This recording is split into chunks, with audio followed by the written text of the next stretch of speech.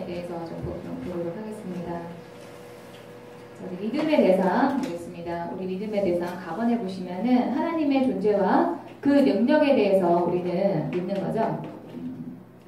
그러나 여러분, 이것만으로는 부족합니다. 근데 많은 분들이 교회를 다닌다고 하면은 그냥 그저 하나님 믿는다라고 대부분 생각을 하시거든요. 제가 볼 때 한 70% 정도는 그냥 하나님 믿지 그냥 이렇게 하면서 교회를 다니신다는 생각이 들어요. 그런데 여러분 그렇지가 않습니다. 그것만으로는 부족해요. 그것만으로는 부족하다라고 하는 것은 우리 지식이 부족하다라고 하는 게 아니라 우리가 경험하는 하나님의 그런 풍성함을 다 누릴 수가 없는 거예요. 우리는 낙원에 보시면은 삼위일체 하나님을 믿고 그 믿음에 대한 균형이 필요하다 제가 이렇게 써놨죠. 제가 아까 그 사랑, 하나님의 그 사랑을 우리가 누리는데 삼위일체 하나님을 우리가 각각 경험하지 않으면은 부족하다라고 말씀드렸는데 그건 뭐냐면은 그 사랑의 깊이를 우리가 느끼는데 부족한 거예요. 우리가 여러분 가정을 보시면은 어머니와 아버지가 있죠. 그리고 또 어머니와 아버지만 있는 게 아니고 다른 가족들도 있습니다. 할머니, 할아버지, 그리고 고모, 이모, 뭐 삼촌 이런 친지들이 있잖아요. 근데 여러분 어떠한 가정에 아이가 있는데 그 아이가 예를 들어서 편부, 편모, 슬하에서 이렇게 자라잖아요. 그러면은 그 안에 채워지지 않는 그런 사랑에 대한 목마름이 있습니다. 제가 그걸 왜 하냐면은 저는 그 아버지가 제가 1년 그러니까 18개월 됐을 때 저희 아버지가 돌아가셨거든요. 갑자기 사고로 돌아가신 거예요. 그러고 난 다음에 저희 아버지 지금 계신 저희 아버지하고 저희 어머니하고 제가 6살 때 재혼을 하셨어요. 그런데 저희 아버지가 그 새로 결혼하신 아버지가 굉장히 저한테 많은 사랑을 주셨습니다. 그러니까는 그 저희 할머니 외가댁에서는요 친아빠보다 새아빠가 더 좋다고 그렇게 얘기하시거든요.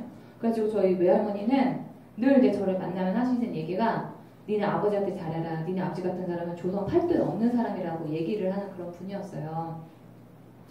그런데도 제가 6살 때 저희 아버지하고 어머니하고 재혼해서 한 가정이 되고 난 다음에 어렵기 때문에 그때는 그냥 저희 아빠가 친아빠인 줄 알았어요. 또 워낙 잘해주셨기 때문에. 그랬는데 학교 들어가가지고 한글을 배우고 나니까 성이 다른 거예요. 그래서 제가 그 동생한테 이렇게 입을 딱 뒤집었어요. 그때 동생하고 저 2살 차이가 나니까 동생이 6살이었는데 제가 동생한테 몰래 이렇게 얘기를 했어요. 야, 우리 아빠가 친아빠가 아니래. 제가 동생한테 그랬더니 동생이 그때 했던 말이 생각이 나요. 정말 그러는 거예요. 그 말이 아직 생각이 나거든요. 근데 그러면서부터 그랬는지 모르겠는데 나도 모르게 그 아버지에 대한 그런 부재가 느껴지고 채워지지 않는 게 느껴졌었어요. 그랬는데 어떠한 가정에서 아이가 있을 때요. 편부 또는 편모스라 있을 때는 더 하겠죠. 저는 이제 새아버지가 있었고 많은 사랑을 주셨음에도 불구하고 그랬고 그 다음에 또 우리 조카들이 이렇게 자라는 거를 보니까요. 할머니가 주는 사랑, 할아버지가 주는 사랑, 이모가 주는 사랑, 고모가 주는 사랑 그거를 이 아이는 다 받을 권리가 있다는 생각이 들더라고요. 많은 사람이 사랑해주면 사랑해줄수록 이 아이는 더 행복한 거예요. 그래서 이제 우리 조카한테 저희 어머니가 야 너는 니네 이모 같은 이모가 있어도 좋겠다 뭐 이렇게 얘기하시거든요. 저도 그렇게 이모한테 그런 사랑을 받아보지 못했고 저희 어머니도 이모한테 그런 사랑을 받아보지 못했는데 저는 우리 조카들한테 그런 사랑을 제가 해줄 수 있는 사랑을 주거든요. 그러면 아이는 더 행복하겠죠. 그런 것처럼 여러분 우리가 하나님, 예수님, 성령님이 계시는데 그분들을 우리가 각각 다 인지하지 못하고 어떤 한쪽 하나님이면 하나님 뭐 이렇게만 한쪽만 우리가 알고 그분을 경험하고 있는 것은 어떤 거를 우리가 다 누릴 수가 있는데 그걸 놓치고 있다라고 하는 거예요. 제가 그걸 어떻게 알았냐면은 누가 저한테 가르쳐 준 게 아니고 경험적으로 제가 안 겁니다. 왜 그러냐면 저는 초등학교 4학년 때 방언을 받았어요. 그러니까 예배를 엄마 따라서 그 여교수보교회를 그때 다녔기 때문에 여의도에 가가지고 그 대성전에서 대성전 근처에서 동생이랑 놀았거든요. 그런데 그 교복버스를 타고 엄마한테 말을 뭐라고 하려고 하는데 동생하고 저하고 동시에 말이 터졌는데 그게 방언이었던 거예요. 근데 말만 이렇게 이상하게 하는 게 아니고 거의 한 2달에서 3달 정도를 기도를 한 마디도 안 해도 너무 기쁜 거예요.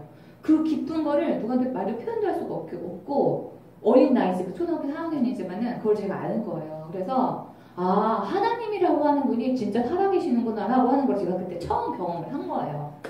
그러면서 제가 막 영서도 쓰고 막 그때부터 막 열심히 그 찬양도 하고 교회에서 일도 하고 이렇게 하면서 하나님을 제가 그때 경험을 했었죠. 그런데 그러고 나면서 누군가 저에게 기도하고 묵상해야 된다라고 하는 거를 저희 관리를 안 해주니까 그렇게 놀라운 경험을 하고 난 다음에도, 그리고 또 저희 어머니가 수목교에서 그 무당 귀신 같은 것도 쫓고 다니는 그런 아주 열렬한 신자였습니다. 그냥 교회 열심히 다니는 정도가 아니고 귀신, 다른 사람 귀신 들린 사람 귀신 쫓아주시는 분이었어요. 저희 어머니가. 그렇게 열렬하게 어머니가 믿고, 또 저희 어머니가 손을 얹고 기도하면은 제가 막 열병을 막 앓았다가 열이 뚝 떨어지고 집안에서 이런 일들을 제가 경험을 한 거예요. 그럼에도 불구하고 기도하고 묵상하는 거를 제가 안 하고 할 줄을 모르니까 그 신앙이 점점 떨어지는 거예요. 그런데도 뭐 교회는 계속 다니는 거고 뭐 이렇게 하는 거죠. 그냥 주일날 되면 습관적으로 교회 가고, 또 교회에서 뭐 하라고 하면 또 습관적으로 그냥 하는 거예요. 시키니까 그냥 하는 거고. 그랬었는데 제가 나이가 34살인가 5살 그 무렵에 예수님을 제가 경험을 하게 됐습니다. 근데 제가 예수님을 경험하면서 특이한 점은 뭐냐면은 죄에 대해서 알게 됐다는 거예요. 예수님께서 이 땅에 왜 오셨습니까? 우리의 죄의 문제를 해결하기 위해서 오셨잖아요. 그러기 위해서는 내가 죄인이라고 하는 사실을 알아야 돼요. 내가 예수님을 경험했다라고 하는 것은 내가 죄인이고 아무것도 세상에서 예수님이 아니라면 아무것도 아니구나 라고 하는 거를 깨닫는 그 순간이 바로 예수님을 깨닫게 되는 겁니다. 아, 그냥 예수님이라는 존재가 있구나 라고 되는 게 아니고, 예수님에 대해서 내가 깨닫는다고 하는 것은 동시에 죄에 대해서 깨닫는 거예요. 그리고 난 다음에 또 몇 년이 지나서 2012년도에 내가 성령님을 경험하게 됐거든요. 그 전에 제가 이 방언을 받았던 거는 성령을 일시적으로 경험한 거예요. 여러분들도 그럴 수 있어요. 예배 시간에 막 떨림이 있고, 뭐 예배 시간 어디 가면은 임파테이션이 있고, 뭐 송기철 장로님 같은 데 가면은 막 쓰러짐이 있고 막 이러잖아요. 그거는 내가 일시적으로 경험을 하는 거지 계속 성령님에 대해서 깊이 경험하는 것은 아닙니다.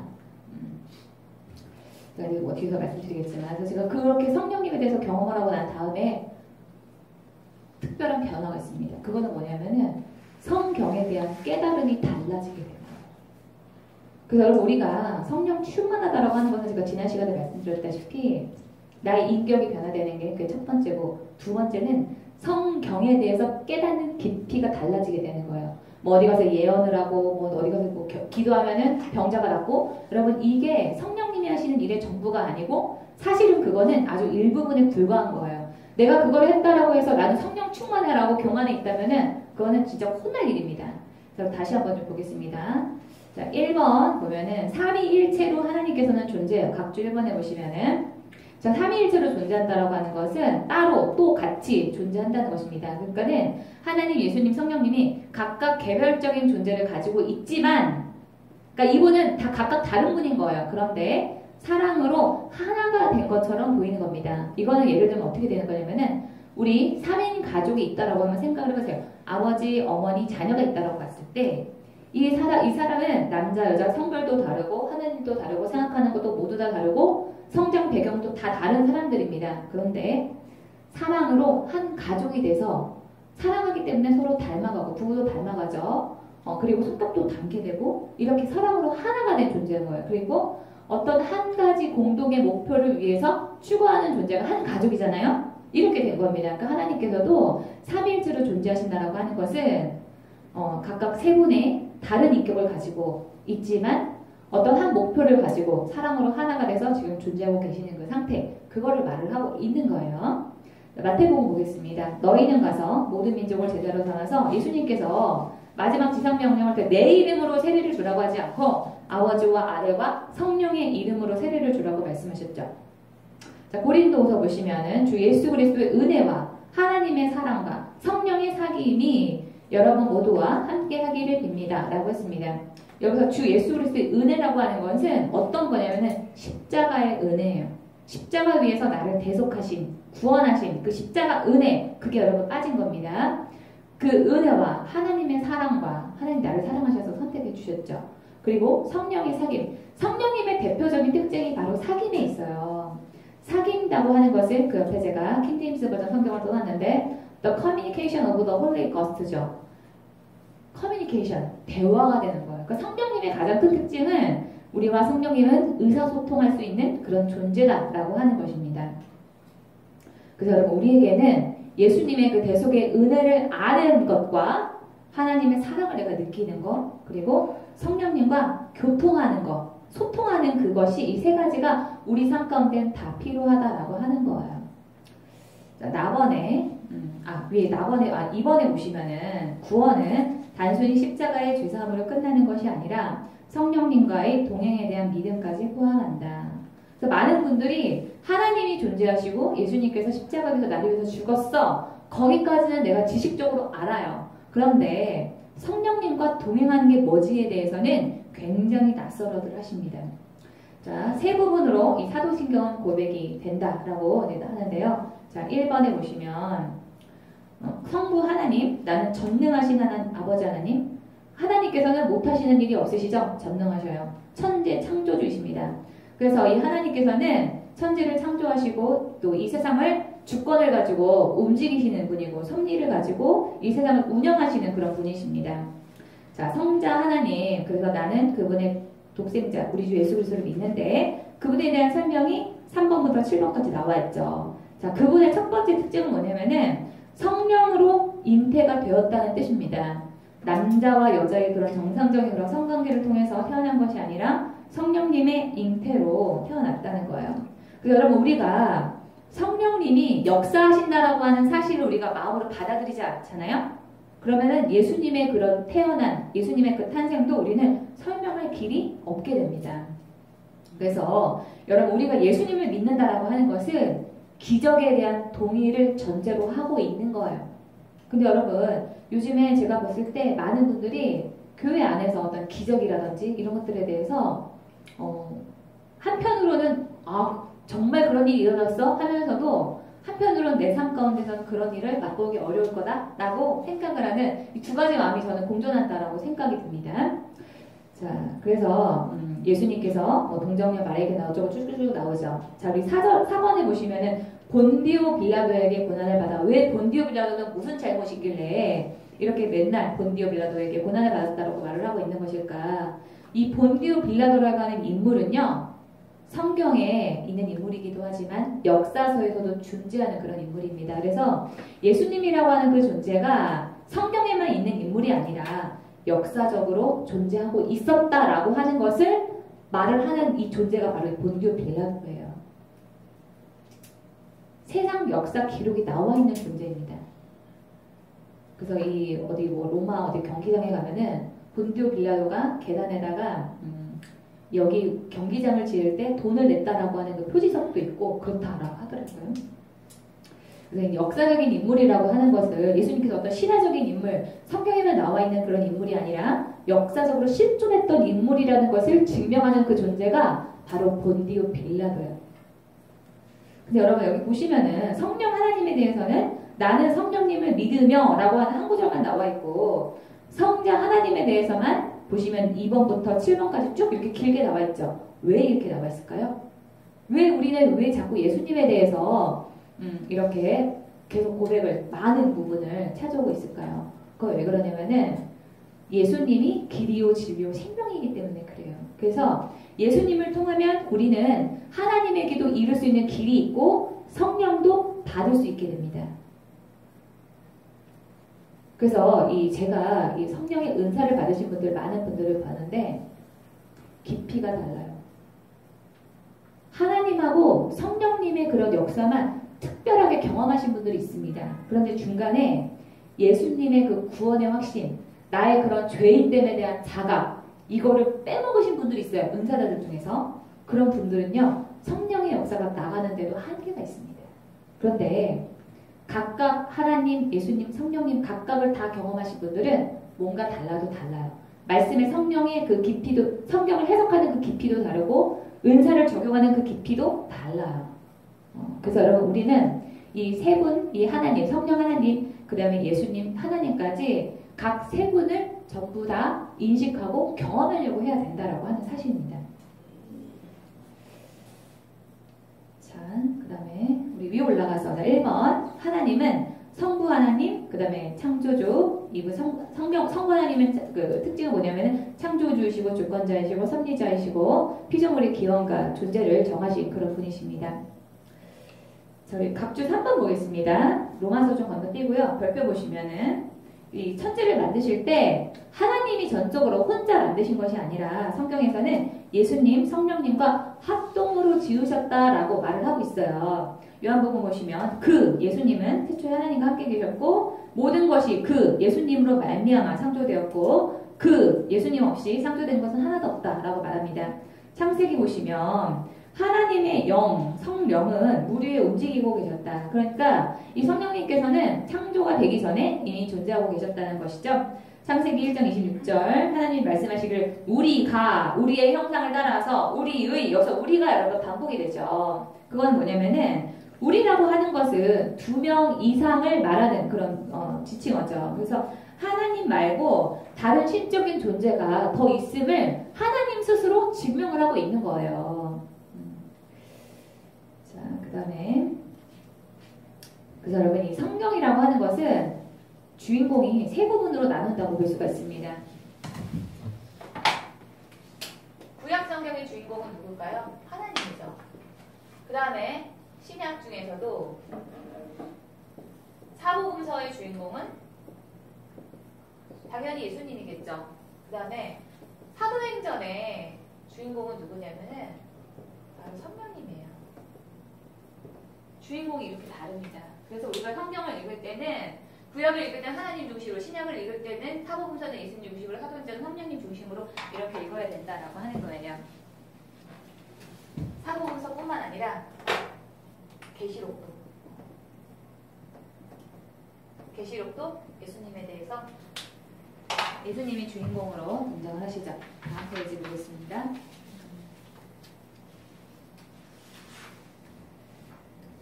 각주 우리 4번에 보시면 이 페이지에 각주에서 세 번째 줄 밑줄친 부분부터 볼게요. 생명과 호흡과 모든 것을 주시는 분 하나님이, 그 다음에 26절에 보시면 그들이 살 시기와 거주할 지역에 경계를 정해 놓으셨습니다. 여러분 우리 제 주변에 보면은 많은 분들이 이민을 꿈꾸시거든요. 제 나이대 중에서는 나중에 노년에 이민 가야지라고 이제 준비하시는 분들도 많은데 저는 그거는 하나님한테 물어보고 옮기셔야 될 문제라고 생각을 합니다. 분명히 하나님께서 우리가 어디서 살아야 될지에 대해서 정해놓으셨다라고 성경에 써놨잖아요. 우리가 여러분 어디에서 사는 것은 나의 사명과 연관이 있는 것입니다. 그래서 이 아브라함이 하나님께서 하란cu이라크 쪽에 살다가 가나안으로 이사를 가라고 그러죠. 사명지가 가나안 땅이기 때문에 그래서 우리의 거주 이전을 정하실 때는 하나님한테 물어보실 때 나의 사명을 중심으로 물어보셔야 된다는 거예요. 꼭 나의 그런 거주지뿐만이 아니라 직장을 옮길 때라든지 여러 가지 나의 그런 거처를 옮기실 때는 나의 사명과 연관이 되어 있는가 그것을 중심으로 해서 하나님께 물어보셔야 된다는 겁니다. 자, 27절에 이렇게 하신 거는 사람으로 하여금 하나님을 찾게 하시라는 것입니다. 사람이 하나님을 더듬어 찾기만 하면 만날 수가 있을 것입니다. 라고 하는데 여러분이 성경에서 보면은요. 예수님을 더듬어 찾기만 하면 만날 수 있다. 성령님을 더듬어 찾기만 하면 만날 수 있다. 여러분 이렇게 말하고 있지 않습니다. 제가 우리 그 영적인 사람, 육적인 사람, 혼적인 사람 그거 말씀드릴 때 모든 사람들 안에 하나님께서 기본적으로 영적인 그런 감각을 타고나게 해주셨다 그랬잖아요. 그래서 우리는 하나님의 존재에 대해서 인식하고 찾을 수 있게 이미 하나님께 세팅을 해서 우리를 이 땅에 태어나게 하신 거죠. 자, 그 다음에 위에 올라가서 이 페이지에 2번 보겠습니다. 이 성자 예수님은 구세주예요. 그래서 구원과 은혜의 중심에 계시는 그런 분입니다. 그래서 여러분 우리가 예수님을 생각할 때 반드시 우리가 짚고 넘어가야 될 부분은 내가 죄인이라고 하는 사실이에요. 왜? 예수님께서 나의 죄를 사해 주시기 위해서 이 땅에 오신 그런 사명을 가지고 오신 분이었기 때문에 그렇죠. 저희 5번 보겠습니다. 각주 5번. 그는 우리 죄를 자기의 몸에 몸소 지시고서 나무에 매달 달리셨습니다. 그것은 우리가 죄에는 죽고 의에는 살게 하시려는 것이었습니다. 그가 매를 맞아 상으로 여러분이 남을 받았습니다. 그래서 예수님께서 나를 거치지 않고서는 아무도 아버지께로 갈 사람이 없다라고 말씀을 하셨죠. 그래서 예수님이 바로 하나님과 성령님을 경험하는 키예요. 키, 핵심 키.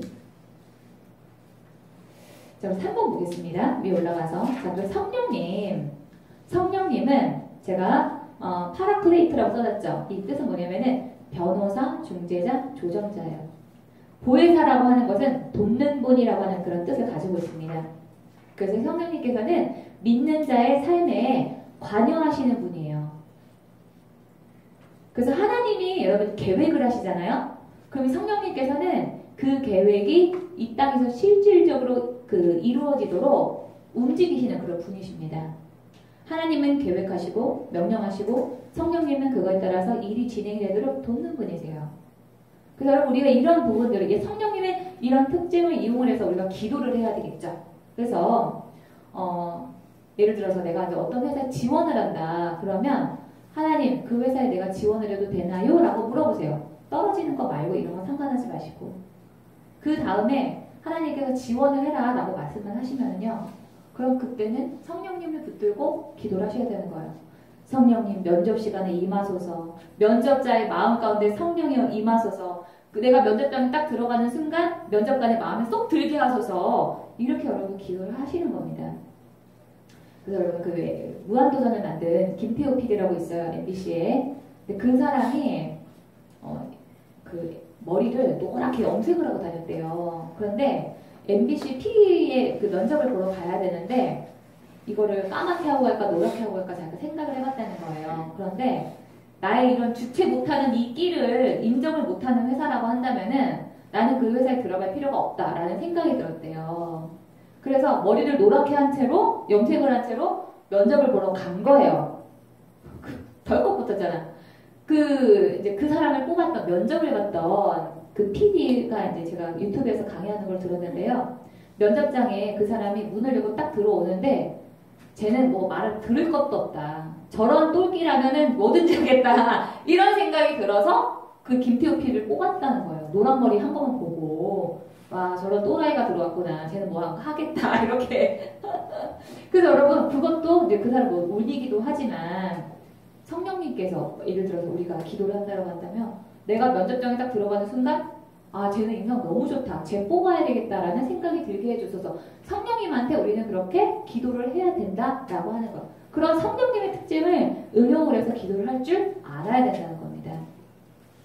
제가 이 각각의 이 성령님에 대해서 인식을 하게 된 아주 특별한 계기가 있어요. 그거 뭐냐면은 여기 제가 보혜사라고 써놨잖아요. 한자로.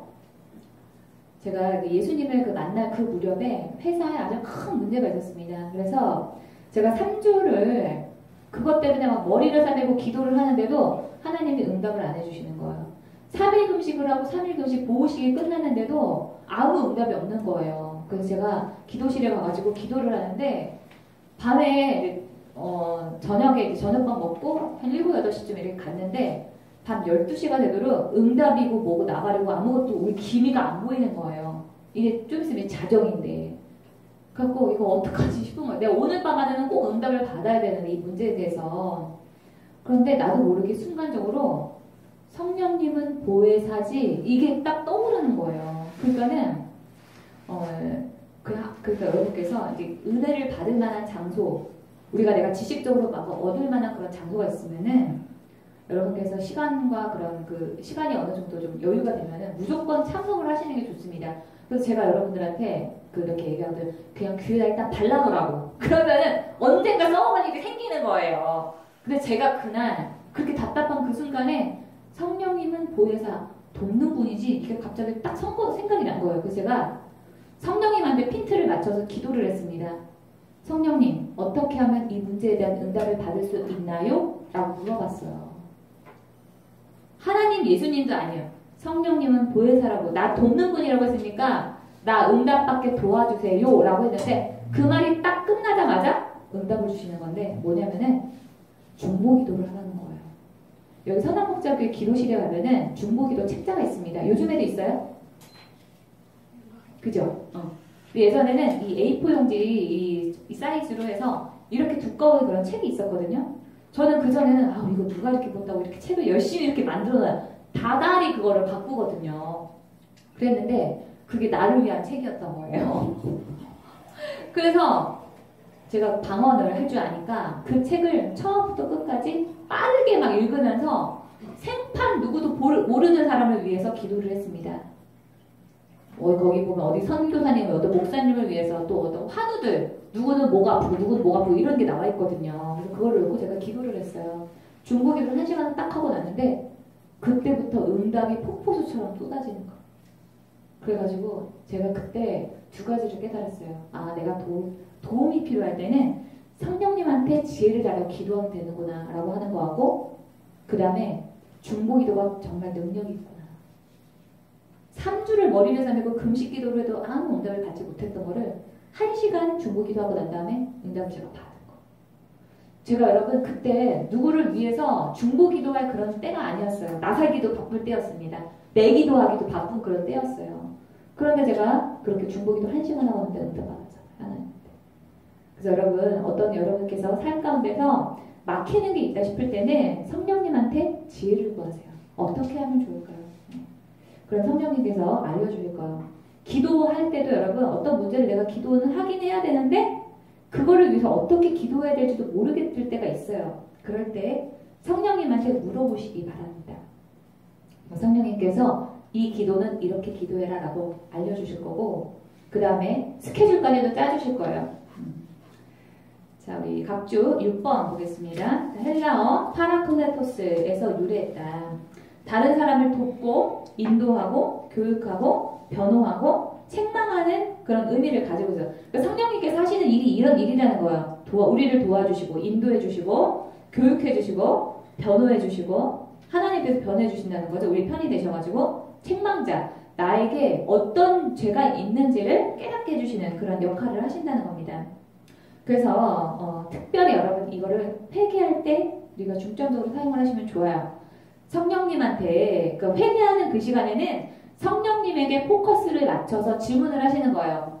성령님, 제가 무슨 죄를 회개할까요? 라고 물어보시면 되겠죠.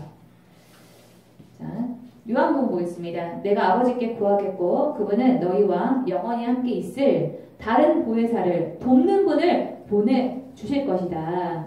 그러니까 성령님께서는 영원히 우리와 함께 있으면서 도와주시는 분이라는 거죠.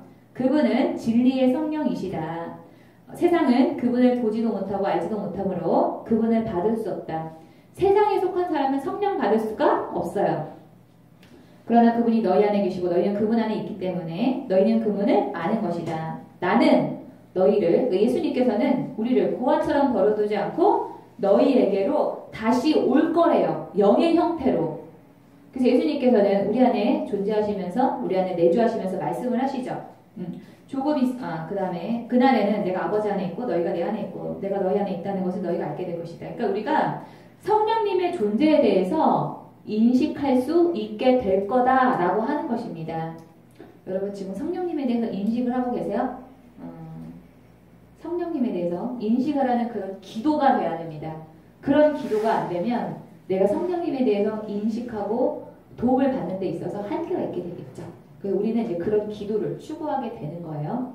자, 우리 별표 밑에 있는 별표 우리 김요한 집사님 좀 읽어주세요. 하나님에 대하여 아는 것은 지적 사회를 통해서이지만 하나님을 아는 것은 인격적 만남에 의해서이다. 그분과의 친교를 통해서 그분의 마음과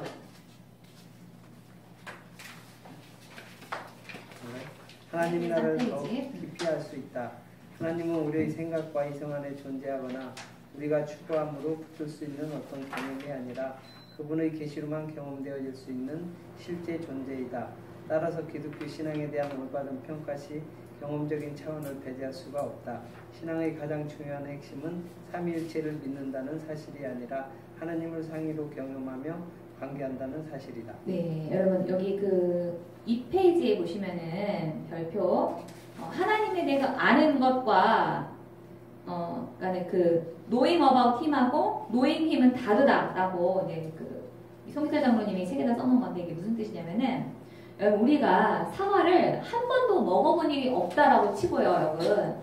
사과에 대해서 우리가 글로만 배우면 어떻게 될까요? 사과는 달고 시기도 하고 껍질은 어쩌고 저쩌고 여러분 이러면은 그 사과의 제도를 알겠어요. 내가 실제로 그걸 먹어봐야지 아는 거잖아요. 그런 것처럼 내가 하나님, 예수님, 성령님에 대해서 아는 거하고 경험하는 것은 완전히 다르다라고 하는 거예요.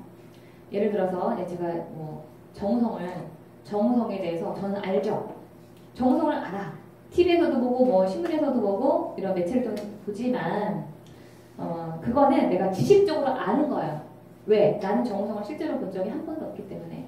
내가 정우성을 인격적인 만남을 통해서 안다라고 하는 것은 그 사람과 내가 만나서 시간도 함께 보내고 대화도 하고 이렇게 아는 게 그게 바로 이 성경적으로 아는 거다라고 하는 것입니다. 정리가 되셨죠? 성경에서 내가 안다라고 하는 것은 경험에서 아는 것이지 머리에서 지식적으로만 어떤 매체를 통해서만 우리가 간접적으로 아는 거 그게 아니라는 거예요. 자, 우리 다음 페이지 2번에 3페이지 우리 크리스찬의 삶의 목표는 뭐냐면은 성령님과 동행하는 그런 삶입니다. 각주 7번 보겠습니다. 에녹은 하나님과 동행을 하다가 사라졌다.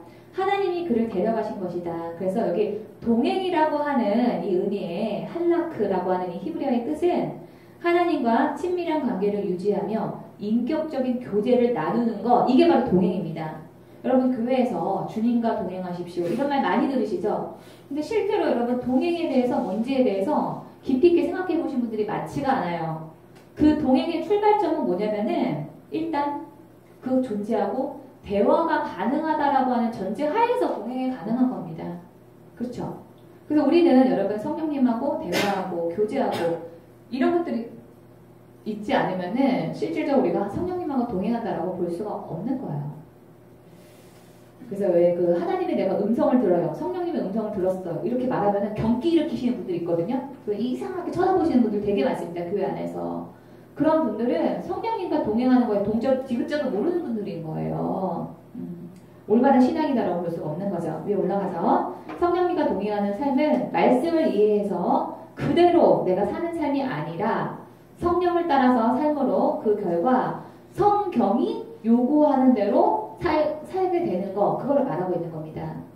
그런데 첫 번째 줄에 말씀을 이해해서 그대로 사는 삶은 예전에 바리새인들이 살았던 그 율법적인 신앙을 말하는 겁니다. 11제 내려고 하니까 내고 주일날 교회 오라고 하니까 주일날 교회 가고 봉사하라고 하니까 봉사하고 이런 거예요. 그런데 성령을 따라서 내가 산다라고 하는 것은 성령님의 그 음성을 듣고 성령님의 그 음성에 따라서 내가 산다라고 하는 것을 뜻하는 겁니다. 그러니까 여러분 우리가 율법이라고 하는 게 있는데 이 율법이라고 하는 것은 율법의 명령이 있죠. 율법을 그냥 구절 그대로 지키는 거.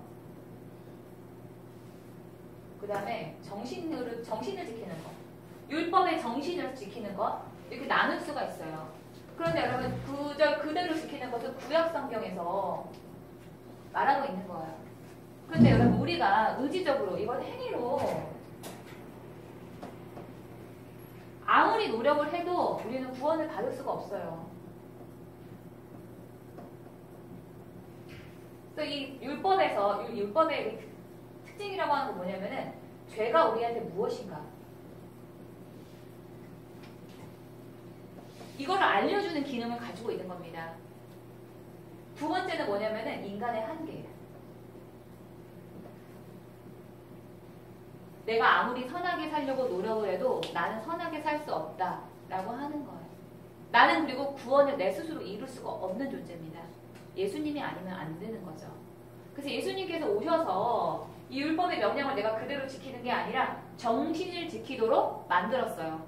그 정신이라고 하는 건 뭐냐면은 신약이죠. 그래서 이게 신약 시대가 열린 거예요. 하나님의 음성을 듣는 삶.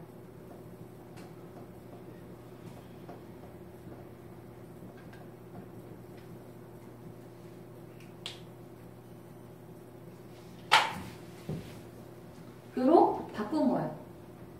근데 아직도 내가 하나님의 음성을 나는 듣지 않고 성경대로 살면 되지라고 말을 하는 사람은 그냥 구약 시대 때로 사는 그런 사람이다라고 볼 수가 있는 거예요.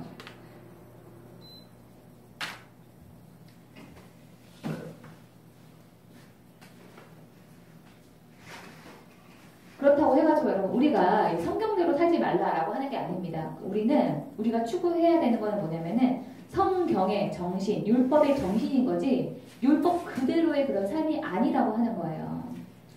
자, 8번 보겠습니다. 그래서 사실은 더 어려운 거죠. 우리는 성경도 알아야 되고 성령님의 음성도 들을 줄 알아야 되는 이 두 가지가 다 되어야 되는 겁니다. 그게 사실 더 어려운 거죠.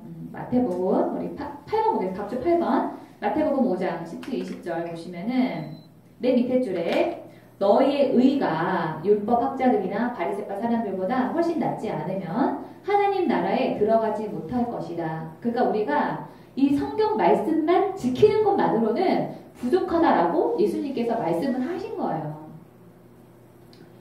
여러분 이 당시에 이 바리새파 사람들 이 사람들은 율법을 조문을 하나하나씩 다 지켰잖아요. 근데 이 율법이 여러분 보시면은 토라가 있어요. 토라가 이제 모세오경이잖아요. 이것만 있는 게 아니고 이거를 어떻게 하면 구체적으로 더 잘 지킬까 해가지고 미시나라고 하는 거를 만들었어요. 사람들이 미시나. 그 미시나를 해놓으니까 또 이거 어려워. 그래서 미시나 주석이라는 걸 또 만들었습니다. 그리고 또 뭐가 있지? 탈무드가 있어요. 그래서 이 바리새인들은요, 여러분 이 토라만 성경만 지킨 게 아니고 또 다른 또 구약 성경이 또 있잖아요. 뭐 시편도 있고 뭐 에스라서도 있고 뭐 여러 가지 구약 성경. 그래서 이 바리새인들이 이런 걸 지켰던 건데 예를 들면 이런 거예요. 이 토라에서 안식일에 아무것도 하지 말라고 하셨잖아요. 그럼 이 미시나에서는 뭐라고 얘기를 하냐면은 그거를 아이를 안아도 되는가 말아도 되는가 이거를 주일날 안식일날 내가 아이를 안아도 되는가 말아야 되는가. 그러면은 안식일에 아이는 안아도 돼. 네? 그런데 아이가 만약에 땅바닥에 있는 돌을 들고 있어요. 그 돌을 들고 있는 아이를 내가 안아도 되는가 안 되는가에 대해서 나눠 있는 게 바로 이 미시나하고 미시나 주석인 거예요. 그래서 이 주석에 의하면은 그렇다고 하더라고요. 아이는 안아도 되는데 돌을 들고 있는 아이는 안으면 안 된다. 왜? 노동이 되니까. 근데 여러분 이렇게 지키려고 하면 한도 끝도 없는 거죠. 그래서 이런 율법의 그런 제약에서 우리를 해방시키려고 예수님께서 십자가에서 돌아가신 거예요.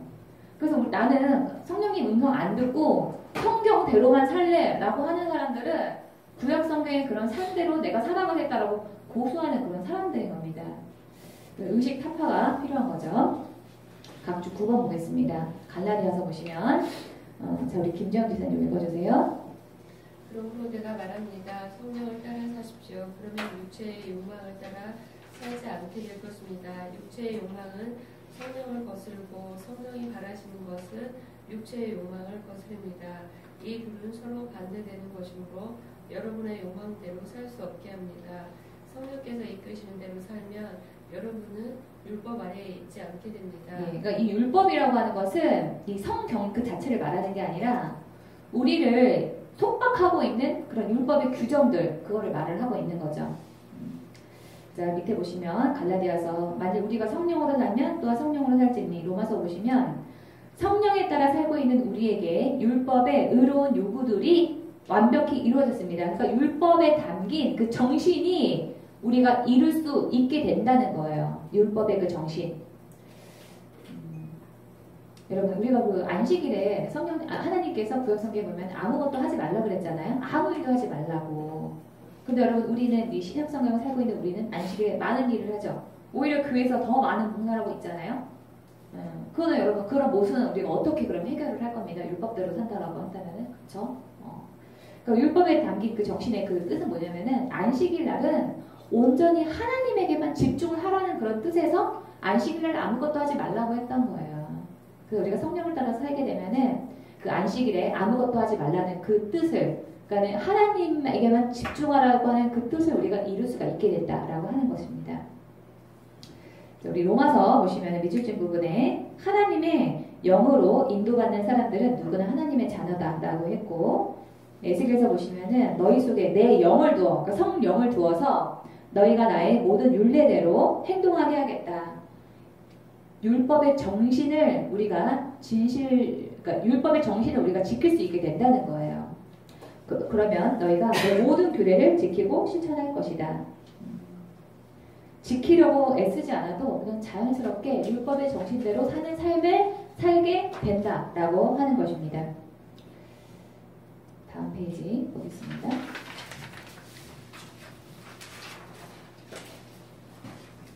이 베드로가 각주 우리 10번 보시면은 베드로가 지붕에 기도를 하러 갔습니다. 그랬더니 10절에 보시면 배가 고파서 뭐 좀 먹었으면 좋겠다 하고 있는데 11절에 환상에 보이는데 하늘이 열리고 큰 보자기 같은 것이 내려왔는데 12절에 보시면 온갖 짐승과 기어다니는 것과 공중의 새들이 모두 골고루 들어있었다.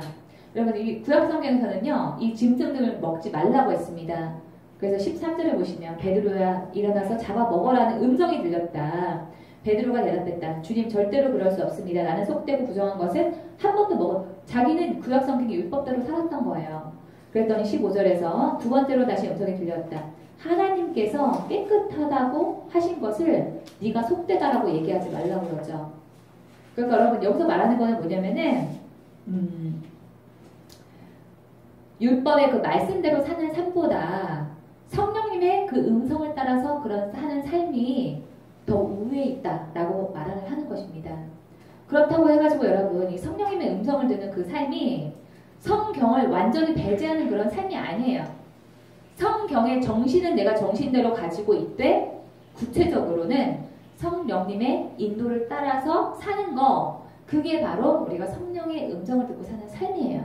정리가 되셨죠? 그래서 제가 여러분들한테 하나님의 음성을 들으시려면 반드시 묵상을 하셔야 된다라고 말씀드리는 이유가 그래서 그런 겁니다. 우리는 성령님의 음성도 들으면서 그 바탕에는 성경에 대한 풍부한 지식과 성경에 대한 깊이 있는 그런 이해가 바탕이 된 상태에서 성령님의 음성을 들어야 된다라고 하는 거예요. 정리가 되셨죠? 자, 나번 보겠습니다. 그 동행의 결과 우리는 무엇을 누릴 수가 있게 되냐면은 하나님의 것이 나를 통해서 나타나는 것을 우리가 경험할 수가 있게 됩니다. 자, 하나님의 것, 하나님의 능력과 성품과 하나님의 뜻이 나의 삶을 통해서 드러나는 삶을 우리가 이룰 수가 있게 되는 거예요. 여러분 이거는 어떻게 여러분 이해를 하시면 되냐면은 부부가 평생을 함께 동행한다고 하잖아요.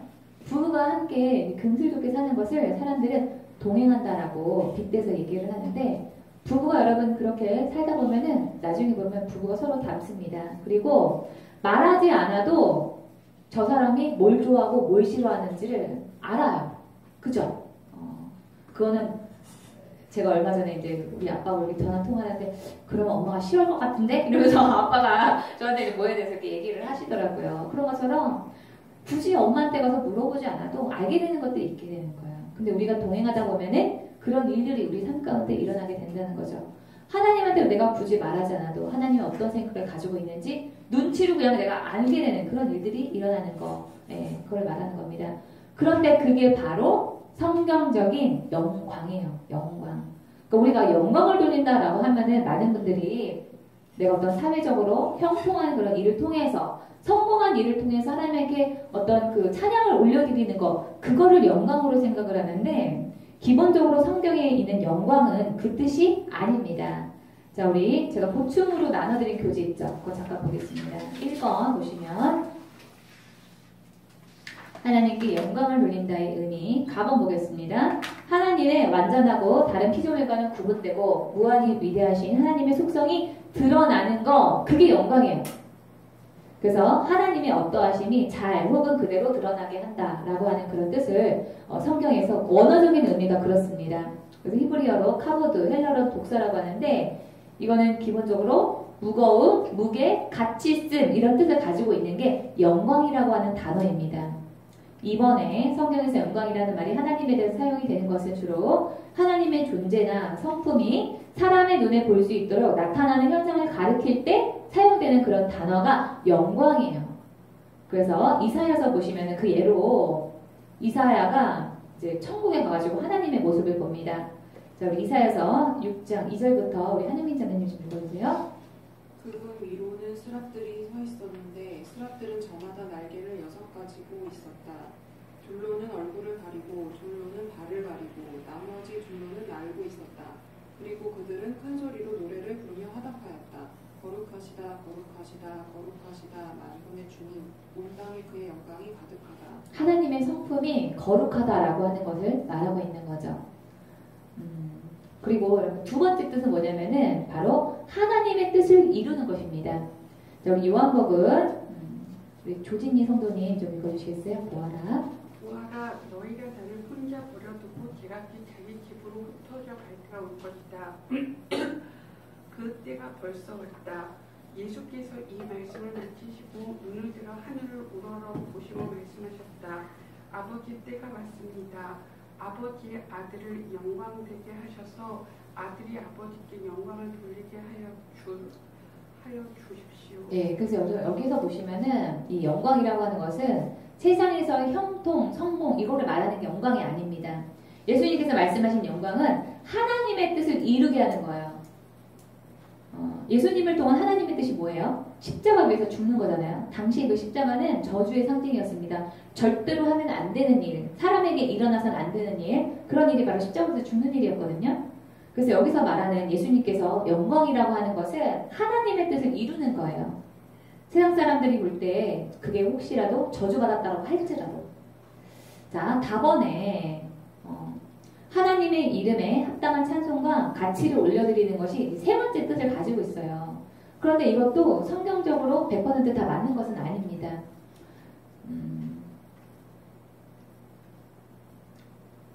그래서 이 가정 가운데서 하나님 되심이 드러나는 거, 그게 바로 하나님한테 영광을 돌리는 거지. 세상에서 형통하고 잘되고 할 때 하나님한테 찬송을 올려드리는 거, 그게 하나님의 뜻으로 돌리는 거, 거기에 한정된 그런 뜻이 영광이라고 하는 단어가 전부가 아니라고 하는 사실이에요.